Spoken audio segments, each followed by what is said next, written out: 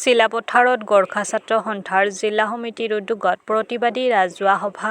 সৌদ অসম গৰ্খা ছাত্ৰ সন্থাৰ ধেমাজি জিলা সমিতিৰ উদ্যোগত চিলাপথাৰ নগৰত দেওবাৰে দিনৰ 1 বজাত অসম-অৰুণাচল সীমা সমস্যাৰ চিৰস্থায়ী আৰু ন্যায়সংগত সমাধান তথা ভূমি পট্টা প্ৰদানৰ দাবীত বৃহৎ প্ৰতিবাদী সভা অনুষ্ঠিত কৰা হয়।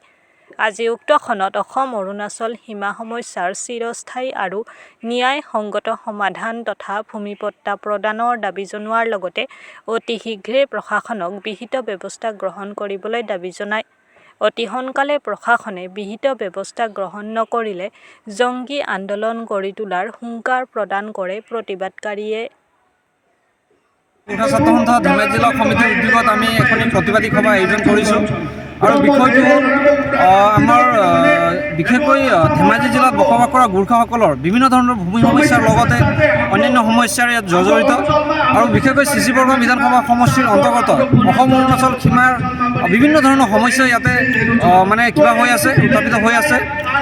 অসমৰ গোটেই মাটিসমূহ অৰুণাচলী লোকসকলে তেখেতসকলে ক্ৰয় কৰি অৰুণাচলত অন্তৰ্ভুক্ত কৰাৰ এটা ষড়যন্ত্ৰ তেখেতসকলে এটা ৰচনা কৰি আছে। সেই গোটেই ষড়যন্ত্ৰসমূহ অসীমূৰ কৰাৰ কাৰণে লগতেও অসম আৰু অৰুণাচল সীমান্তৰ বহু মাটিসমূহ এতিয়ালৈকে জৰীপ নোহোৱাৰ ফলত তাত থকা ব্যক্তিসকলে খিলঞ্জীয়া ৰাইজসকলে মাটিৰ বাবে আবেদন কৰিব পৰা নাই, পট্টা তেওঁলোকে পাব পৰা নাই। সেইবাবে সেই গোটেই ভূমিসমূহ NC গাঁওসমূহ জৰীপ কৰি তাত পট্টা প্ৰদান কৰিব লাগে বুলি আজিৰ এই খবৰ জৰিয়তে আমি দাবী জনাইছোঁ। আৰু লগতে মালিনীপুৰৰ চিলাউটি পঞ্চায়তৰ বানপানী সমস্যা আছে, তাত ৰাস্তা ঘাটৰ সমস্যা আছে, এই গোটেই সমস্যাসমূহ সমাধান কৰিব লাগে বুলি আজি আমি ইয়াতে দাবী জনাইছোঁ।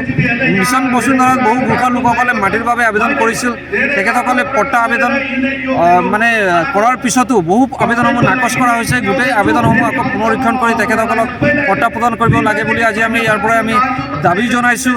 আৰু বিভিন্ন গাঁওসমূহ তেখেতসকলে যিসকল ৰাজহ গাঁওসমূহক বনাঞ্চললৈ ৰূপান্তৰ কৰা এটা ষড়যন্ত্ৰ ৰচনা কৰি থকা হৈছে, গোটেইসমূহ যাতে ষড়যন্ত্ৰসমূহ মষিমূৰ কৰিব লাগে, গোটেইসমূহ বিষয় লৈ আজি আমাৰ প্ৰতিবাদী সভা আজি ইয়াতে আয়োজন কৰিছিলোঁ। আৰু ইয়াৰ পৰা আমি চৰকাৰক আমি দাবী জনাইছোঁ যে এই সমস্যাসমূহ তেখেতসকলে আমাৰ আহি থকা বিধানসভা নিৰ্বাচনৰ আগে আগে সমাধান কৰিব লাগে, অন্যথা গোৰ্খা ছাত্ৰ সন্থাই অনাগত দিনবোৰত আৰু জংগী আন্দোলন গঢ়ি তুলিবলৈ আমি বাধ্য হ'ম।